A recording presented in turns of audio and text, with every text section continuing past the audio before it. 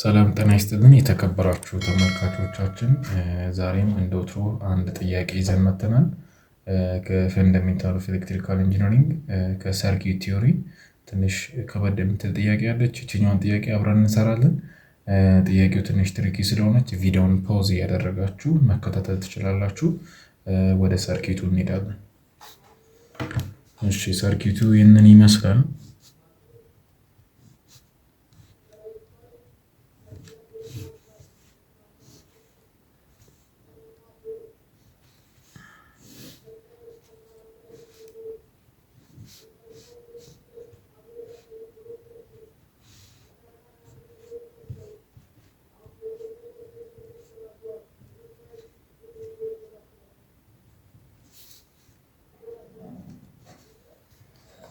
እሺ፣ እዚህ ጋር 20 ቮልት አለ፣ እዚህኛው ላይ 8 አምፔር አለ። እዚህ ውስጥ የተጠየቅነው ጥያቄ ምንድነው? እዚች ጋር የምትገኘዋን ቮልቴጅ አግኙ ነው የተባልነው። ይሄኛውን ሰርኪት ቀለል ባለ ወይ ለመስራት የምንጠቀመው የሱፐርፖዚሽን ቴረም ነው ማለት ነው። እና ብዙ ሰርኪቶችን ለመስራት ቴረሞችን በጣም ማወቅ ግዴታ ነው። እና የተለያዩ ቴረሞች አሉ። እነ ሊነር ቴረሞች አሉ፣ ሱፐርፖዚሽን አለ። እነዚህን ቴረሞችን በደንብ ዲቴል ካወቅን በጣም ቀላል። ከረንት ዲቪዥን ሩሎች አሉ፣ ቮልቴጅ ዲቪዥን ሩሎች አሉ። አንድን ሰርኪት ለመስራት እንደዚህ አይነት ቴረሞችን ሂንቱ መኖር ግዴታ ነው። እና ይህንንም ቀለል ባለ ወይ የሱፐርፖዚሽን ቴረም በመጠቀም ወዲያውኑ እዚች ጋር የምትገኘውን ቮልቴጅ እናገኛለን ማለት ነው። እሺ፣ ይህንን ሰርኪት በምንመለከትበት ጊዜ ሁለት ሶርስ ቮልቴጆች አሉ፣ ከረንት ሶርስ እና ቮልቴጅ ሶርስ ማለት ነው። እና የኛውን አንዱን ኦፕን አንዱን ሾርት እያደረግን እዚች ጋር የምትገኘውን ቮልቴጅ የሁለቱ መጨረሻ ላይ ሱፐርፖዚሽን ቴረም ተጠቅመን ቮልቴጁን እንደምራለን ማለት ነው። አሁን የምንጀምረው በቮልቴጅ ዲቪዥን ሩል ነው። ይሄኛውን ከረንት ሾርት ሰርኪት በምናደርግበት ጊዜ ሁለት ሬዚስተር አለ፣ ሲሪየስሊ ኮኔክትድ የሆነ ይሄን ሁለቱንም እንደምራቸዋለን። እዚህ ጋር ያልተጠየቅንበት ቮልቴጅ ላይ ያለው ሬዚስተር አለ ማለት ነው። ሰርኪቱን ስንሰራ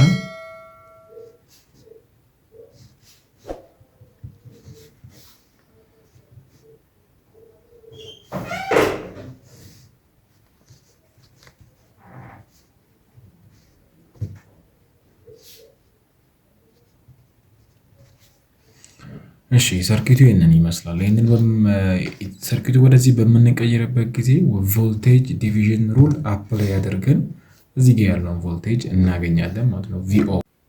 እሺ፣ ይሄኛውን በምታበዙበት ጊዜ 4 ኦም እናገኛለን ማለት ነው። እሺ፣ አሁን ደግሞ የቀረ ምንድን ነው? ከረንት ዲቪዥን ሩል ተጠቅመን እዚች ጋር የምትገኘውን ቮልቴጇን እናገኛለን። ከዛ መጨረሻ ላይ የሱፐርፖዚሽን ቴረም ተጠቅመን ሁለቱንም እንደምርና የተጠየቅነውን ጥያቄውን እንመልሳለን ማለት ነው። ወደ ጥያቄው በምንመለስበት ሰዓት እንደገና ድጋሚ አንድ ሰርኪት እንሰራለን። መጀመሪያ የኛውን ኦፕን በማድረግ ነበር የሰራነው እና የኛውን ሰርኪት ኦፕን በማድረግ ነበር የሰራነው። አሁን ደግሞ ቮልቴጅ ሾርት ሰርኪት አድርገን ከረንቱን ደግሞ መልሰን እዚህ ጋር የምትገኘውን ቮልቴጅ እናገኛለን። ወደ ሰርኪቱ እንመለስ።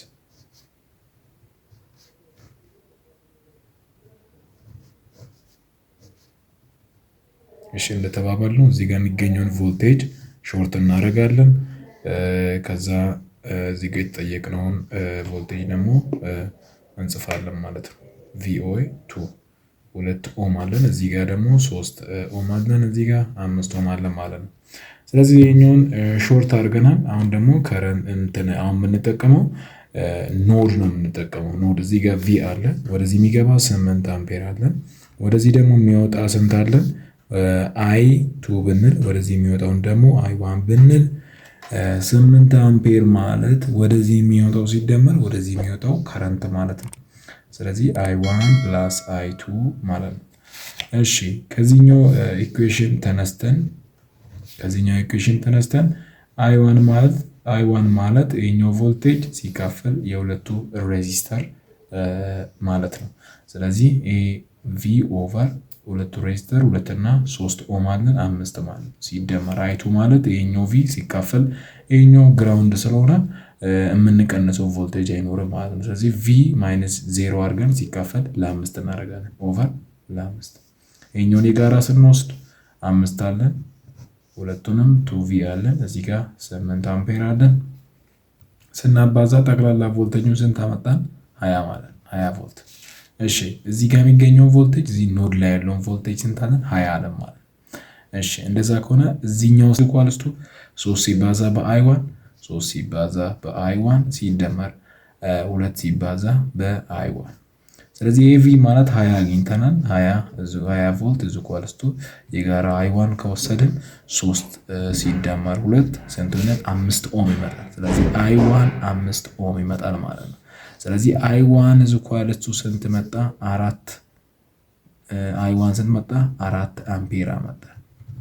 እሺ አይ1ን 4 አምፔር ካመጣን እዚች ጋር የምትገኘውን ቮልቴጅ እናገኛለን ማለት ነው። ስለዚህ VO2 ኢዝ ኢኳልስ ቱ 2 ኦhm ሲባዛ በ4 አምፔር ማለት ነው። ስለዚህ 4 አምፔር ሲባዛ በ2 ኦhm VO2 ኢዝ ኢኳልስ ቱ ስንት ሆነ?